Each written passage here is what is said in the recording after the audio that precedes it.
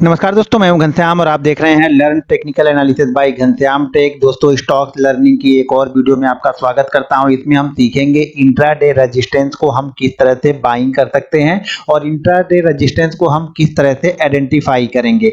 मान लीजिए कोई स्टॉक आज चल रहा है और इंट्राडे में अगर उसने रेजिस्टेंस बनाया तो हम उसे किस प्राइस पे बाइंग करना है, कैसे बाइंग करना है, क्या हमारा स्टॉप लॉसेस होगा उसमें और क्या वहां पे हमारे टारगेट निकल के आएंगे। तो इस वीडियो में हम सारी चीजें समझेंगे। आप ये एक बात समझ लेना कि आप यहाँ पे अगर सही तरह से चीजों को एनालिसिस करना सीख जाते हो तो कभी भी जब इंट्राडे रेजिस्टेंस को मार्केट ब्रेक करेगा तो मार्केट एक बहुत बड़ी और बहुत फास्ट मूवमेंट देगा हर समय। लेकिन आपको ये ध्यान रखना है कि स्टॉक सिलेक्शन आपका बिल्कुल सही होना चाहिए, सही स्टॉक्स को सही जगह पे पकड़ने की आदत होनी चाहिए। तो मैं इस वीडियो में आप लोग को यही बताने वाला हूं कि सही स्टॉक्स को किस तरह से आइडेंटिफाई आप करेंगे, क्या क्या चीजें वहां पे आपको देखनी है, क्या क्या चीजें करनी चाहिए हमें और क्या क्या चीजें हमें वहां पे नहीं करना है। तो चलिए हम स्टार्ट करते हैं। देखिए, पहला स्टॉक से हमारा कोटक बैंक। अब कोटक बैंक में देखिए दो चीजें बता रहा हूं मैं, चार पांच एग्जांपल आपको देके बताऊंगा। आज की स्टॉक का एग्जांपल देके बताऊंगा जो आज की मूवमेंट नहीं हुई तो शायद कल मूवमेंट हो सकती है, और कुछ स्टॉक ने आज मूवमेंट किया जो कि मैंने आप लोग को टेलीग्राम पे चार्ट भी पोस्ट किया था, उसके बारे में भी बताऊंगा। तो वीडियो को ध्यान पूर्वक देखिएगा। अगर आप नए हैं तो आपसे रिक्वेस्ट है कि वीडियो को लाइक कर दीजिए और वीडियो को अपने सोशल मीडिया, अपने व्हाट्सएप ग्रुप, फेसबुक पे जरूर शेयर करते रहिएगा और चैनल को सब्सक्राइब कर लीजिए। अब यहाँ पे देखिए ये कोटक बैंक ने आज सारे दिन एक मूवमेंट की है यहाँ से 1380 से लेकर के 1405 तक।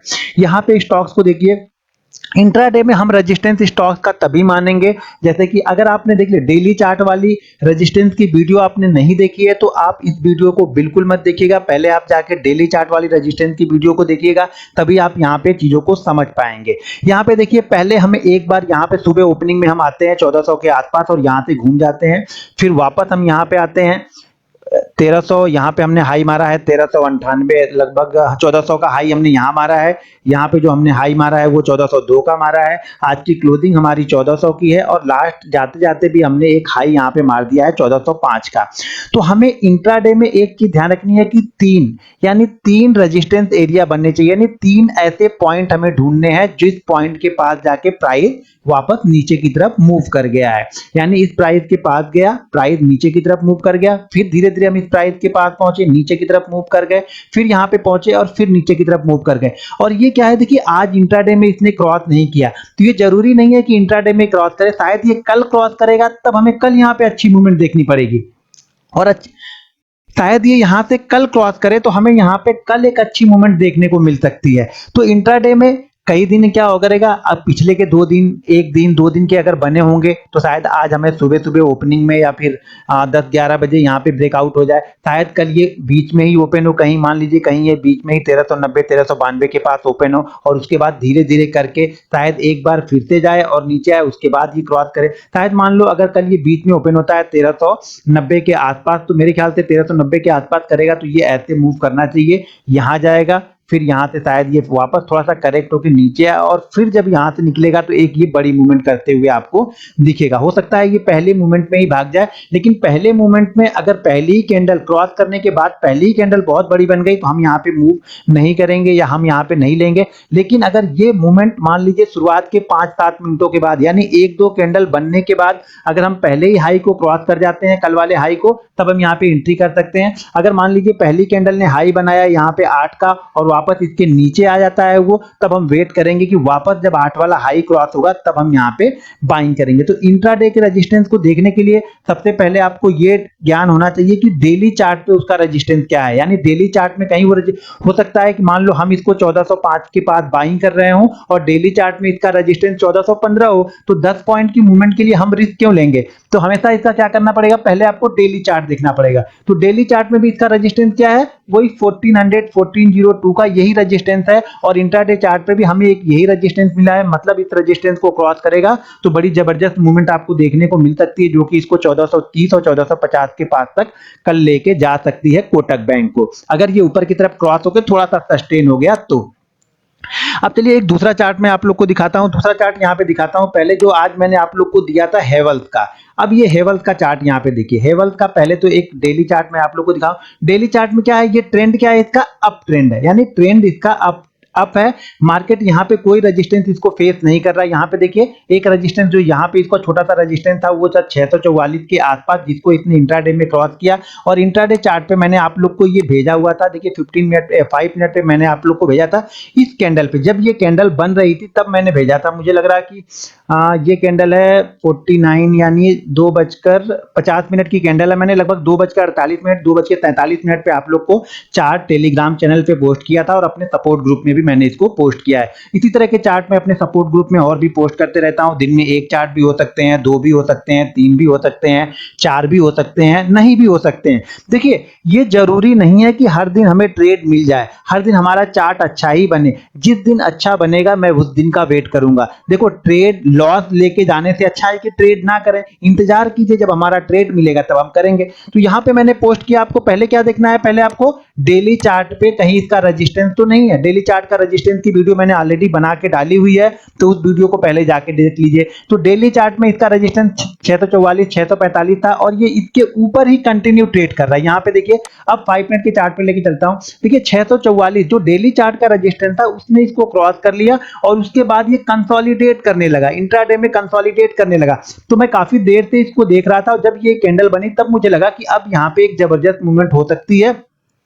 सारे शॉर्ट यहाँ पे कवर होंगे, नई बायर नए यहाँ पे एक्टिव हो जाएंगे जो इसको बहुत फास्ट ऊपर की तरफ लेके जाएंगे।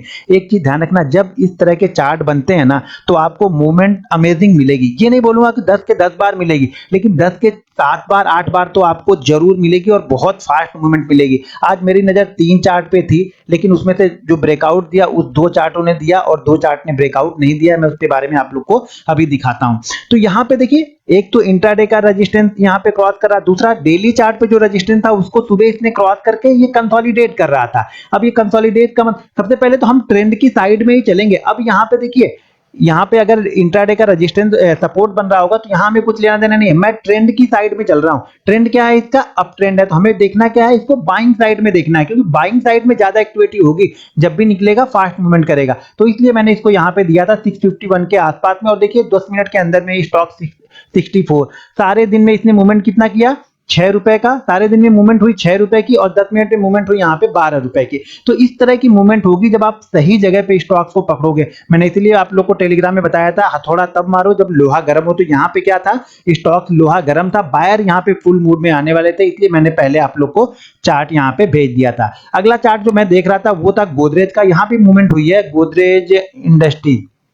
यहाँ पे देखिए, यहाँ पे मूवमेंट, यहाँ पे देखिए, यहाँ पर भी 3 बार कम। देखिए प्राइस मूवमेंट कम से कम 3 बार होना चाहिए एक ही प्राइस के आसपास जाके। यहाँ पे प्राइस ऊपर गया, वापस नीचे की तरफ आ गया। अब ये 2 दिन का भी हो सकता है, सिर्फ आज का भी हो सकता है, 3 दिन का भी हो सकता है, लेंगे, कोई दिक्कत नहीं है इसमें हमें। तो यहाँ पे देखिए कल यहाँ पे 24 तारीख को इसने किया, फिर आज इसने 25 तारीख को देखिए ओपनिंग की। सबसे अच्छी बात है इस तरह की कैंडल अगर बन जाए, ओपनिंग फेस में इसने क्रॉस नहीं किया, इसके नीचे आके कंटिन्यू ये कंसोलिडेट कर रहा था। अब यहाँ पे देखिए 15 यानी 415 415 के आसपास आके कंटिन्यू ट्रेड कर रहा था। जैसे ही इसने 415 को क्रॉस किया, एक कैंडल ही 421, 1% का रिटर्न है। अगर आप सारे दिन बैठ के यहाँ पे 1% का रिटर्न ले लो तुरंत 5 से 7 मिनट में, तो ये कोई बुरा चीज नहीं है। ये स्टॉक इसी तरह से मूवमेंट आप पकड़ सकते हैं, इसी तरह से आपका पैसा ब्लॉक नहीं होगा। हाँ टाइम आपका जरूर लगेगा, लेकिन आप 10 में से 7 बार 8 बार सक्सेसफुल यहाँ पे हो सकते हो। तो आप उसी चीजों को फॉलो करो जिसमें हम सक्सेसफुल हो सकते हैं। अब यहाँ पे हम बाइंग करेंगे तो इस कंडीशन में हमारा एसएल जो होगा वो 412 के आसपास होगा। ये ध्यान रखना 412 के आसपास हमारा यहाँ पे एसएल होगा। और हेवल्स में देखिए, हेवल्स में हमने एसएल की बात नहीं की, जो हेवल्स में हमारा एसएल होगा वो एसएल ये ग्रीन कैंडल यानी 446 के आसपास होगा। यानी 451 पे हम बाइंग कर रहे हैं, 446 के आसपास हमारा यहाँ पे एसएल होगा। जैसे प्राइस ऊपर की तरफ मूवमेंट करने लगे, आप एसएल को धीरे धीरे एक एक कैंडल ऊपर लेके चलते जाओ और कहीं ना कहीं एक डिसेंट प्रॉफिट मिले आपको 0.7 से लेकर 1% के बीच में। तो एक बार कुछ तैयार रहो प्रॉफिट बुकिंग करने के लिए, क्योंकि अगर प्रॉफिट बुक नहीं करोगे, सिर्फ देखते रहोगे, तो कोई फायदा यहाँ पे हमें नहीं मिलने वाला है। अब एक स्टॉक देखिए, कल के लिए मैंने आप लोग को कोटक बताया और एक स्टॉक्स और है उस कंडीशन में, उसको भी जरा ध्यान से देखिए। वो स्टॉक्स है हमारा पीवीआर। पीवीआर का ट्रेंड पहले देख लो, ट्रेंड इसका क्या है, डेली ट्रेंड क्या है, अप है। स्टॉक ने एक रेजिस्टेंस को ब्रेक किया है, यहाँ पे जो रेजिस्टेंस था इसका 1140 का, उसको ब्रेक करके कंटिन्यू ऊपर की तरफ चल रहा है। अब ये पिछले 2-3 दिनों से यहाँ पे कंसोलिडेट कर रहा है। अब यहाँ पे देखिए मैं इसका 5 मिनट का चार्ट लगा दूं तो यहाँ पे देखिए स्टॉक देखिए 2 दिनों से कंसोलिडेट कर रहा है। यहाँ पे 21 तारीख को किया, फिर 24 को किया, फिर 25 को, 3 दिनों से कंसोलिडेट। अब जितने ज्यादा देर तक इस बीच में फंसा रहेगा उतनी ज्यादा इसके चांसेस हो जाएंगे कि जैसे ही प्राइस ऊपर की साइड में मूवमेंट करेगा यहाँ पे प्राइस मूवमेंट काफी फास्ट होगी, क्योंकि स्टॉक कई दिनों से इसके बीच में फंसा हुआ है। तो बहुत सारे लोग इसको वेट कर रहे हैं कि जैसे निकलेगा मैं इसको बाइंग करूंगा। देखिए मैं ये गारंटी नहीं ले रहा हूं कि हर बार ऐसा ही होगा, लेकिन 10 में से 7 बार 8 बार आप राइट होगे, 2 बार आप गलत होगे। जैसे ही गलत हो अपनी स्टॉप लॉस को पे जाओ, स्टॉप लॉस को कट करो, या फिर धीरे धीरे एक्सपीरियंस आपको ये समझा देगा कि इस लेवल को हम क्रॉस नहीं कर पा रहे तो शायद इसी लेवल के आसपास कहीं आप एग्जिट हो जाओ। तो कल अगर मान लीजिए ये इसी बीच में ओपन होता है 1322, 1320, 1325 यहाँ पे ओपन होता है और यहाँ से क्रॉस होने के बाद 1335 के आसपास आके थोड़ी देर 1-2 कैंडल यहाँ पे बना दे और उसके बाद जैसे ही ये 1335, 1336 के लेवल को ब्रेक करेगा आप देखेंगे ये 1350 और 1360 के लेवल करता हुआ दिखेगा। क्यों? कि ये अपने रेजिस्टेंस को ब्रेक करेगा। रेजिस्टेंस इंट्राडे का रेजिस्टेंस इसका बन रहा पिछले 2-3 दिन का रेजिस्टेंस है और इंट्राडे रेजिस्टेंस को ये ब्रेक करेगा तो यहाँ पे आपको 20 से 30 रुपए की मूवमेंट बहुत फास्ट देखने को मिल सकती है पीबीआर में। तो देखिए इंट्राडे सपोर्ट को मैं अगली वीडियो में बताऊंगा। इंट्राडे रेजिस्टेंस को बाइंग करने का सबसे सही तरीका ये है कि अगर मान लीजिए स्टॉक ने आज क्लोज किया है तो कल इसको सुबह की पहली कैंडल में तो हम बाइंग नहीं करेंगे, ये ध्यान रखना। पहली 5 मिनट की कैंडल में हमें बाइंग नहीं करना है। पहली 5 मिनट की कैंडल अगर इसी प्राइस के अंदर में बन गई और उसके बाद वाली कैंडल इस लेवल को क्रॉस कर रही है तो हम तुरंत एंट्री कर लेंगे। 1336 हमने लेवल निकाला हुआ है तो 1336 के ऊपर हम एंट्री कर देंगे। स्टॉप लॉस फिर 1336 के ऊपर जैसे निकलेगा तब हम ये इसका हाई लगा लेंगे यहाँ पे। अब यहाँ पे देखिए क्लोजिंग बेसिस पे है तो हाई हम लगा लेंगे 1327 का हम यहाँ पे एसएल रखेंगे, 1327 का एसएल रखेंगे और 1336 के ऊपर हम इसको बाइंग करेंगे जो कि फास्ट मूवमेंट पहला हमें 49-50 के पास तक इसको लेके जा सकता है। तो इंट्राडे में इसी तरह आप भी एनालिसिस कर सकते हैं, परफेक्ट मूव मिलेगा। लेकिन यही है इंट्राडे में आपको 50-100 स्टॉक्स की एक लिस्ट बनानी पड़ेगी और उसको हमेशा खोल खोल के देखते रहना पड़ेगा, चार्ट को रोटेट करके देखते रहना पड़ेगा। हर चार्ट को आपको जो 50 चार्ट आपने डाले हैं 50 चार्ट को हर 10 मिनट या 15 मिनट पे एक बार जाके सारे चार्ट को आपको देखना पड़ेगा, तब समझ में आएगा आपको कि किस स्टॉक पे आपको अब नजर बना के रखनी है। जहां पर भी आपको 2-3 स्टॉक मिल जाए आप होल्ड करो और फिर सारा फोकस उस 2-3 स्टॉक पे लगा दो और जब जैसे क्रॉस होगा उसको हमें बाइंग करना है। एंट्री हमें बता दी आपको, स्टॉप लॉस मैंने यहाँ पे बता दिया। टारगेट पहला टारगेट हमेशा 0.7 पकड़ो। इंट्राडे अगर स्टॉक्स में हो तो 0.7 से 1% के बीच का पहला टारगेट आप पकड़ के चलो। दूसरा टारगेट हमेशा 1.5 से 2% के बीच का आपको पकड़ के यहाँ पे चलना है। एक स्टॉक मैंने निकाला था डाबर, जिसने इसको क्रॉस नहीं किया शायद आज। डाबर, ओहो डाबर लास्ट में डाबर ने क्रॉस कर दिया। ओके देखिए हम लोग हेवल्स पे नजर बना के रखे थे, डाबर में देख रहा था तो डाबर ने भी क्रॉस कर दिया। तो डाबर के लिए ये लेवल इंपॉर्टेंट था, वो था 490 वाला, 489 वाले यानी 489 वाला लेवल। देखिए कंटिन्यू इस लेवल के कंटिन्यू मार्केट नीचे आया और यहाँ पे देखिए लास्ट डे भी इसने यही किया था। तो जैसे इसको हम पीछे की तरफ थोड़ा सा खींचेंगे, शायद मेरा इसके बाद 2 बजे के बाद मेरा ध्यान ही उस पर नहीं गया, सारा ध्यान मैंने हेवल्स पे लगा लिया। मुझे लग रहा है अब इसका ब्रेकआउट नहीं होगा। तो यहाँ पे देखिए पिछले दिनों में भी हम इसी प्राइस के आसपास क्या कर रहे थे, आके यहाँ पे होल्ड कर रहे थे और आज भी हम देखिए यहाँ पे 2 से 3 बार इस प्राइस के आसपास में आए। सुबह यहाँ पे एक बार नीचे गए, फिर ऊपर की तरफ आए, फिर यहाँ पे आए और फिर लगभग इसी प्राइस के आसपास आए। तो हमें 3 बार ये मिल चुका और जैसे ही इसने इसको क्रॉस किया फिर यहाँ पे हमें एक अच्छी मूवमेंट देखने को मिल गई। लगभग 1% की मूवमेंट हमें यहाँ पे डाबर में देखने को मिल गई थी। तो आज मैंने इस 3-4 स्टॉक्स पे नजर बना के रखी थी, डाबर, कोटक बैंक, पीवीआर, हेवल्स और गोदरेज। इस 5 स्टॉक्स पे नजर बना के रखा जिसमें कोटक और पीवीआर ने अभी हमें ब्रेकआउट नहीं दिया है, शायद वो कल हमें एक अच्छी मूवमेंट दे सकते हैं। तो मैं चार्ट पे हमेशा आप लोग को वो चीजें बताता हूँ जो चीजें मैं करते रहता हूँ, देखते रहता हूँ और हो जाने के बाद एनालिसिस नहीं करता हूँ। हो जाने से पहले मैं आप लोग को भेजता हूँ, फिर आप लोग को बताता हूँ कि भाई आप इस तरह से मूवमेंट कर सकते हो, इस तरह से चार्ट की एनालिसिस आप कर सकते हो। देखो जितना सिंपल चार्ट आप देखना स्टार्ट करोगे उतनी जल्दी आप चीजों को समझोगे और उतनी जल्दी जल्दी आप यहाँ पे सीखोगे। जब चीजों को समझना और सीखना स्टार्ट कर दोगे तो आपका कॉन्फिडेंस लेवल यहाँ पे बढ़ेगा, और जैसे ही कॉन्फिडेंस लेवल आपका बढ़ना स्टार्ट हो जाएगा फिर आपको स्टॉक मार्केट पैसा देना स्टार्ट हो जाएगा। स्टॉक मार्केट आपको पहले दे के निकालेगा, यहाँ पे ध्यान रखना, पहले आपको पैसा दे के निकालेगा, बाद में लोगों को यहाँ पे लेके आएगा। तो आप जब सही प्राइस पे, देखिए क्या होगा ना, जब इतनी बड़ी मूवमेंट हो जाती है तो बहुत सारे लोग यहाँ पे एंट्री लेते हैं। जब मैंने चार्ट यहाँ पे पोस्ट किया तो शायद कुछ लोगों ने एंट्री नहीं ली, यहाँ पे पहुंच गया तो लोग मुझसे पूछ रहे थे क्या आप एंट्री ले लें, क्या आप एंट्री ले लें। यहाँ पे उनको डर नहीं लगता, सॉरी, यहाँ पे उनको दिक्कत ये है रिटेलर की ना, रिटेलर को यहाँ पे डर लगेगा ट्रेड लेने पे, यहाँ पे ट्रेड लेने से वो नहीं डरता, इसीलिए वो लॉस करता है। भाई मेरे रिस्क लेना है तो यहाँ लो ना, स्टॉप लॉस आपका छोटा है।